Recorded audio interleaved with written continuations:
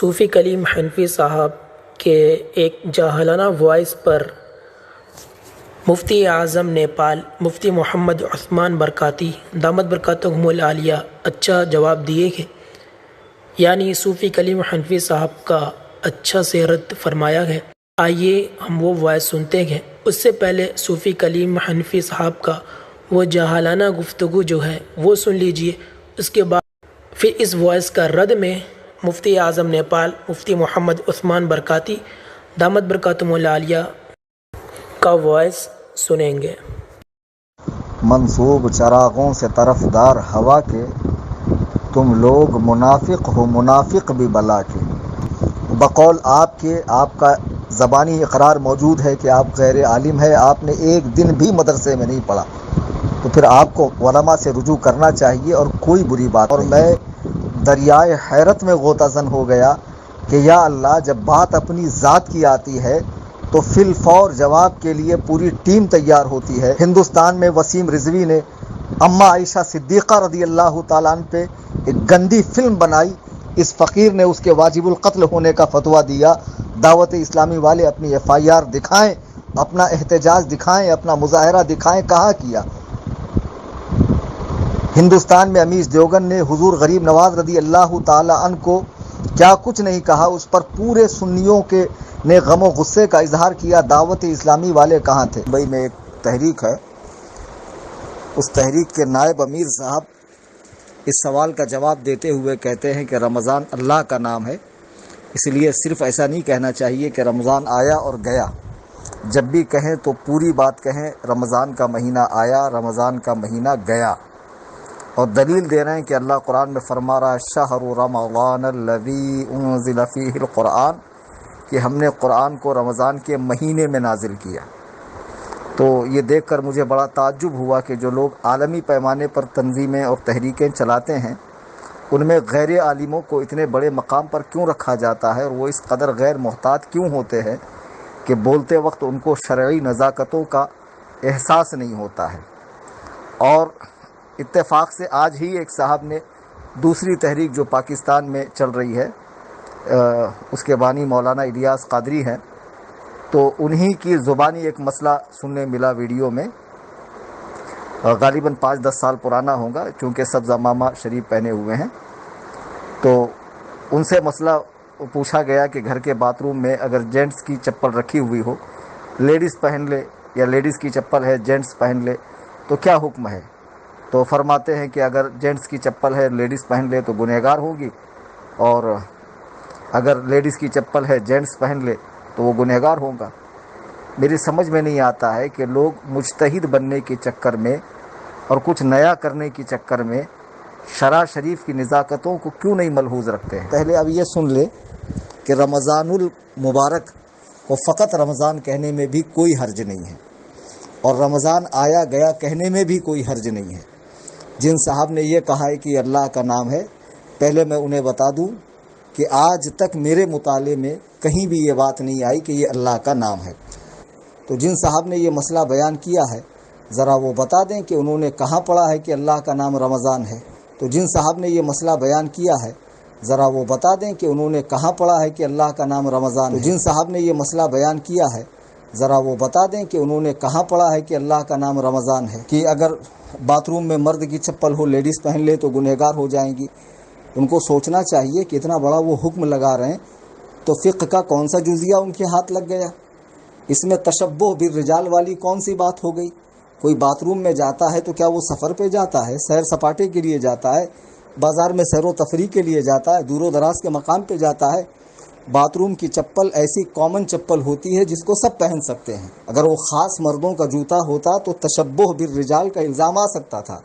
اگر خاص عورتوں کی سینڈل ہوتی اور مرد استعمال کرتا تو تشبہ بالنساء کا الزام اس پر آ سکتا تھا کہ اس نے عورتوں سے مشابہت کی ہے۔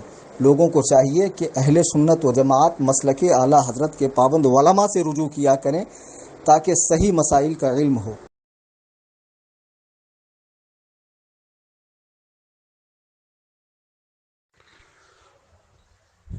بسم اللہ الرحمن الرحیم، نحمدہ ونصلی ونسلم علی رسولہ الکریم، اما بعد۔ آج میں نے 9 منٹ کچھ سیکنڈ کی ایک وائس سنی اور ایک آڈیو سنی، صاحب وائس اور صاحب آڈیو کا جو میں طرز تکلم دیکھا تو دعوت اسلامی کے اوپر یہ اپنا غم و غصہ ظاہر فرما رہے ہیں۔ لب و لہجہ بھی کچھ اس انداز کا لگا جو ایک سنی عالم کو سنی عالم کے خلاف اس طرح نہیں بولنا چاہیے، بالکل غیر شائستہ لب و لہجہ انہوں نے اختیار فرمایا تھا، اور وہ بھی بات کوئی بہت بڑی نہیں تھی۔ ایک بات تو یہ تھی کہ دعوت اسلامی کے کسی امیر نے یا نائب امیر نے یا اس سے متعلق کسی بھی ایک فرد نے اپنے بیان میں فرمایا تھا کہ رمضان آیا رمضان گیا نہیں بولنا چاہیے کیونکہ یہ اللہ تعالیٰ کا نام ہے۔ یہ ان کے بقول یہ لفظ ان کا ہے، اب انہوں نے کس طرح ادا کیا وہ تو وہ جانیں گے۔ اس کے بعد یہ کہتے ہیں کہ میں آج تک میرے مطالعے میں کہیں نہیں آیا کہ رمضان اللہ کا نام ہے۔ اس سلسلے میں عرض کروں کہ آپ کے مطالعے میں نہیں آنے سے یہ لازم نہیں آتا کہ واقعی میں کہیں نہیں ہو، یہ تو عدم علم ہے، تو عدم علم سے علم عدم تو نہیں ہو جاتا ہے نا، تو یہ دعویٰ آپ کو نہیں کرنا چاہیے۔ حالانکہ انہوں نے یہ بات کہی ہوگی تو جہاں تک میرا انداز ہے صاحب شرح مسلم علامہ غلام رسول سعیدی نے اصحاب مالک کا یہ قول نقل فرمایا ہے کہ اصحاب مالک کہتے ہیں کہ رمضان چونکہ اللہ کا نام ہے اس لیے رمضان آیا رمضان گیا نہیں کہنا چاہیے۔ ان کا نظریہ انہوں نے پیش کیا ہوگا تو اس پر برس جانا اتنا یہ غلط ہے، انداز بیان آپ کا غیر شائستہ تھا۔ گرچہ علماء محققین نے اس کے ہر طرح کے استعمال کو جائز قرار دیا ہے، یعنی اضافت کے ساتھ بھی یعنی ماہ رمضان کہہ کر کے، بغیر اضافت بھی یعنی صرف رمضان کہہ کر کے، دونوں استعمال جائز کہا ہے۔ 3 نظریات ہیں حالانکہ اس کے بارے میں۔ اصحاب مالک کا نظریہ یہی ہے کہ بغیر اضافت کے اس کا استعمال جائز نہیں ہے، درست نہیں ہے، منع ہے۔ اسی قول کو انہوں نے نقل کر دیا تو اس کا اتنا شد و مت سے رد کرنے کی کیا حاجت ہے؟ انہوں نے ناجائز اور گناہ تو نہیں کہا ہوگا، منع ہی تو کہا۔ تو جن کو عمل کرنا ہے کریں، نہیں کرنا ہے نہ کریں، کوئی ایسی بات نہیں۔ پھر اس کے بعد یہ بولتے ہیں کہ لوگوں کو چاہیے کہ مسائل دریافت کرنے میں علماء اہل سنت سے رجوع کریں۔ یہ لفظ بڑا ان کا یہ تو اور زیادہ خراب لفظ ہے، علماء اہل سنت سے رجوع کریں، گویا کہ آپ یہ کہنا چاہ رہے ہیں اشارۃ النص کے ذریعے کہ وہ لوگ علماء اہل سنت میں سے نہیں ہیں۔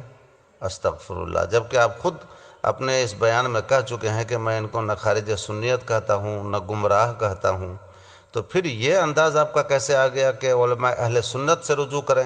یعنی یہ لوگ علماء اہل سنت نہیں ہیں، تو یہ آپ گویا کہ ذہن دینا چاہ رہے ہیں، یہ بالکل غلط طریقہ ہے آپ کا۔ پھر انہوں نے آڈیو کی گفتگو کا آغاز جو کیا ہے جس شعر سے، اس کا ایک مصرع ہے، تم لوگ منافق ہو منافق بھی بلا کے، استغفر اللہ استغفر اللہ۔ ایک سنی عالم سے سنی عالم اس طرح مخاطب ہوگا، اور اس مصرع کو پیش کر اس شعر کو پیش کرنے کا مطلب آپ کا کیا ہے؟ اس میں تو آپ کی نیت کی کجی اور ارادے کی کجی نظر آ رہی ہے، جو کہ آپ کو بالکل ہی مناسب نہیں دیتا، مناسب نہیں بنتا اس طرح کا شعر پڑھنا۔ پھر آپ کہتے ہیں کہ غیر عالم ہے بقول آپ کے، کیونکہ انہوں نے اپنے آپ کو عالم نہ کہا، تو اپنے آپ کو عالم نہ کہنے سے ان کا عالم نہ ہونا کیسے لازم آ گیا بھائی؟ اللہ کے رسول صلی اللہ تعالیٰ علیہ وسلم کے بارے میں قرآن پاک میں ہے قُلْ لَا أَقُولُ لَكُمْ عِنْدِي خَزَائِنُ اللَّهِ، اے محبوب آپ کہہ دیجئے کہ میرے پاس اللہ، کہ میں نہیں کہتا میرے پاس اللہ کے خزانے ہیں، ولا عالم الغیب، اور میں یہ نہیں کہتا کہ میں علم غیب جانتا ہوں۔ تو دعویٰ کی نفی ہے، تو دعویٰ کی نفی سے شے کی نفی تو نہیں ہو جاتی ہے نا۔ تو دعویٰ انہوں نے نہ کیا اپنے آپ کے لیے عالم ہونے کا، تو اس سے یہ کہاں لازم آ گیا کہ یہ عالم نہیں ہے؟ آپ کو شاید کہ سرکار اعلیٰ حضرت کا ارشاد یاد نہیں رہا، آپ تو فرماتے ہیں کہ عالم کے لیے علم چاہیے، سند کوئی چیز نہیں، اور آپ مدرسہ کے پیچھے پڑے ہوئے ہیں۔ کیا عالم ہونے کے لیے مدرسہ میں جانا اور باضابطہ اس کورس کو پورا کرنا، اس نصاب تعلیم کو، نظام الاوقات کی رعایت کرنا، کیا یہ ضروری ہے؟ عالم کے لیے میں نے تو کسی کتاب میں ایسا نہیں پڑھا کہ مدرسہ میں جانا ضروری ہو۔ ہاں اگر مدرسہ ہی میں جانا ضروری تو مدرسہ کا آپ وہ معنی مت لیجئے جو مخصوص عمارت ہوتی ہے، بلکہ مدرسہ ہر اس جگہ کو کہیں گے جہاں درس دیا جاتا ہو، خواہ وہ عمارت کی شکل میں ہو یا پیڑ پودوں کے نیچے ہو یا اصحاب صفہ جیسے کہ مسجد نبوی کے آگے پاس چبوترے پر بیٹھ کر کے وہ درس لیا کرتے تھے، ان کا مدرسہ وہی تھا۔ تو جہاں پہ درس دیا جائے وہی مدرسہ بن جاتا ہے، اور آپ نے شاید کہ مدرسہ کا مفہوم مخصوص عمارت کو لے لیا، تو اس لیے ان کے عالم ہونے کا آپ انکار کر رہے ہیں۔ مدرسہ نہ جانے سے عالم ہونا لازم نہیں آتا ہے، اس بات کو آپ کو سمجھنا چاہیے، بلکہ علم جس کے پاس ہو وہ عالم ہے، ضروریات دین کو وہ جانتے ہوں عالم ہے، جو مسائل ضروریہ ہیں ان کو جانتے ہو وہ عالم ہے، اور اس بات کا انکار آپ اور آپ کی پوری ٹیم نہیں کر پائے گی کہ ان کے اندر مسائل ضروریہ مستحضر ہیں، بلکہ جتنے مسائل ضروریہ ان کو مستحضر ہیں، میں سمجھتا ہوں جو مدرسوں سے پڑھ کے آنے والے علماء ہیں ان میں 95% علماء کو اتنے مسائل یاد نہیں ہوں گے، اتنے ضروریات دین کے مسائل احکام معلوم نہیں ہوں گے، تو یہ عالم ہو جائیں گے اور وہ عالم نہیں ہوں گے۔ صرف ان کا قصور یہی کہ مدرسہ میں نہیں گئے، یعنی جس کو مدرسہ آپ سمجھتے ہیں اس میں نہیں گئے، حالانکہ میں سمجھتا ہوں کہ مدرسہ یہ تو ایک عرفی طور پر کہا جاتا ہے مخصوص عمارت کو، مخصوص مقام کو، لیکن اگر آپ مدرسہ کا لغوی ترجمہ کریں تو ہر اس جگہ کو مدرسہ کہہ سکتے ہیں جہاں پہ درس دیا جائے، جہاں پہ علم کا جام پلایا جائے۔ پھر اس کے بعد آپ کہتے ہیں کہ ہم ان کو گمراہ نہیں کہتے، خارج سنیت نہیں کہتے، تو جب آپ گمراہ نہیں کہتے، خارج سنیت نہیں کہتے، تو ان کے لیے پھر ایسے بےہودہ الفاظ کا استعمال کیوں، ایسے غیر مناسب اور غیر شائستہ الفاظ کا استعمال کیوں جو آپ نے تیور اپنائے ہوئے ہیں؟ یہ کون سی بات ہے؟ پھر آپ کہتے ہیں کہ اپنی ذات کی بات آتی ہے تو پوری ٹیم جواب میں اتر پڑتی ہے، جب فلاں کا معاملہ آیا، فلاں کا معاملہ آیا، فلاں موقع پر احتجاج کی بات آئی، فلاں کے خلاف جلوس نکالنے کی بات آئی، آوازیں اٹھانے کی بات آئی، تو وہ کہاں تھے؟ تو یہ بھی عجیب بات ہے آپ کی۔ بھائی سب کی ذمہ داریاں الگ الگ ہوتی ہیں، سب کے شعبہ جات الگ الگ ہوتے ہیں، سب کے شعبہ حیات الگ الگ ہیں۔ آپ دیکھ لیجئے دور صحابہ میں کچھ صحابہ کرام وہ تھے جو کتابت وحی پہ متعین تھے، وہ جنگوں میں نہیں جاتے تھے، جہاد میں نہیں جاتے تھے، وہ کتابت کا کام کرتے تھے، حاضر باش رہتے تھے مصطفیٰ صلی اللہ علیہ وسلم کے دربار میں، اور انہی کے پاس زیادہ رہتے تھے۔ اس لیے حضرت ابو ہریرہ رضی اللہ تعالیٰ عنہ چونکہ زیادہ تر سرکار کی بارگاہ میں حاضر باش ہوتے تھے، اس لیے کثرت روایت سے انہوں نے ان سے حدیث مروی ہے، بلکہ متکثرین میں ان کا شمار ہوتا ہے، سب سے زیادہ روایت حدیث کا شرف ان کو حاصل ہوا۔ اب جہادوں میں نہیں گئے تو کیا یہ دعویٰ کرے گا یا کوئی یہ قول کر سکتا ہے کہ حضرت سیدنا ابو ہریرہ رضی اللہ تعالیٰ عنہ کو جہاد سے نفرت تھی، یا جہاد کے وہ مخالف تھے، جنگوں میں جانے کے مخالف تھے، یا جو مجاہدین جنگوں میں جاتے تھے ان کے مخالف تھے؟ ایسا ہرگز قول نہیں کیا جا سکتا۔ تو کچھ صحابہ کرام تھے جو مدینہ میں رہتے تھے، حضور کی بارگاہ میں رہتے تھے، کچھ صحابہ کرام جنگوں میں جاتے تھے، کچھ صحابہ کرام خلافت کے انجام آپ صلی اللہ علیہ وسلم کے گزر جانے کے بعد خلافت کی انجام دہی میں رہ گئے۔ حضرت صدیق اکبر جب خلافت پہ آئے تو ظاہر بات ہے کہ اب ان کو باہر جانا مناسب نہیں تھا، وہ نہیں جا سکتے تھے، تو جن کی جو ذمہ داریاں تھیں الگ الگ ذمہ داریوں میں صحابہ کرام تقسیم ہوئے۔ اس کا یہ مطلب نہیں کہ دوسری ذمہ داریوں سے ان کو نفرت تھی، یا وہ اس دوسری ذمہ داریوں کے یا دوسرے کاموں کے دوسرے مشاغل کے وہ مخالف تھے۔ تو امیر اہل سنت اور ان کے مبلغین چونکہ ایک شعبہ انہوں نے سنبھالا ہوا ہے تبلیغ کا، ارشاد کا اور لوگوں تک پیغام رسانی کا، تو وہ بھی ایک شعبہ ہے، اس کے ذریعے وہ دین کا کام کر رہے ہیں، سنیت کا کام کر رہے ہیں۔ جو جہاد بالقلم کرتے ہیں ان کا وہ حصہ ہے، جو جہاد بالسیف کرتے ہیں ان کا وہ حصہ ہے، جو جہاد باللسان کرتے ہیں ان کا وہ حصہ ہے، سب کے شعبے الگ الگ ہیں۔ اس کا یہ مطلب نکال لینا کہ ان کو دیگر شعبوں سے مخالفت ہے یا دیگر شعبوں سے ان کو دلچسپی نہیں ہے، یہ میں سمجھتا ہوں کہ اپنے آپ پر بھی ظلم کرنا ہے اور اگلے پر بھی ظلم کرنا ہے، بالکل حق و دیانت، حق و انصاف سے الگ بات ہے یہ۔ پھر اس کے بعد آپ کہتے ہیں کہ جب مردانہ، یہ چپل کے بارے میں تو آپ خود بھی کہہ چکے ہیں اس بات کو کہ جب مردانہ وضع کی چپل عورت پہن لے تو تشبہ بالرجال ہوگا، اور اسی طریقے سے جب زنانہ وضع کی چپل مرد استعمال کر لے تو تشبہ بالنساء ہوگا، اور پھر ناجائز ہو جائے گا، منع ہو جائے گا، گناہ ہو جائے گا۔ تو جب اس بات کا اقرار آپ خود ہی کر رہے ہیں تو چاہے وہ کہیں بھی پہنے، باتھ روم میں پہنے، باتھ روم سے باہر پہنے، وہ حکم تو آئے گا نا، اور وہی تو امیر اہل سنت نے بھی کہا ہے۔ ایک چپل کی جوڑی ہوتی ہے، اب وہ چاہے مردانہ ہو چاہے زنانہ ہو، لیڈیز ہو یا جینٹس ہو، یہ سب گھر والے اسی کو پہن کے استعمال کرتے ہیں. تو اگر وہ جینٹس کی چپل ہے مردوں کی تو عورت پہنے گی تو یہ گناہ گار ہوگی. اگر وہ خاص مردوں کا جوتا ہوتا تو تشبہ بالرجال کا الزام آ سکتا تھا.